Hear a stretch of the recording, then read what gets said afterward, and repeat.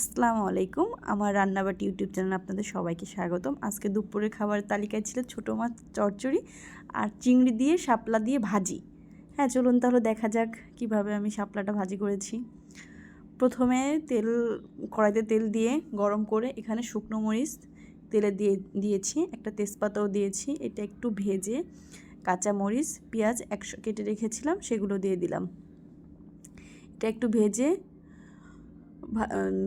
চিংড়ি মাছ কেটে রেখে ধুয়ে পরিষ্কার করে রেখেছিলাম, ছোট ছোট একদম দেশি চিংড়ি। এগুলো দেশি চিংড়ি মাছ যে কোনো কিছুর সাথে অনেক মজা লাগে।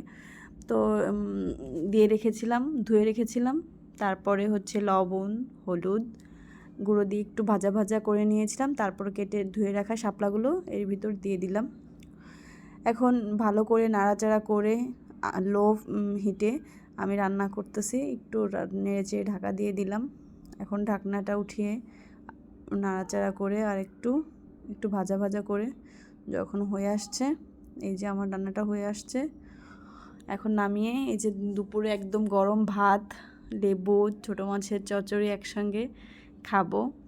আমি জানি না কার কেমন মনে হচ্ছে, কিন্তু এইভাবে একবার হলে একটু রান্না করে দেখেন, এটা অনেক সুস্বাদু লাগে। আর যদি একটু ভালো লাগে লাইক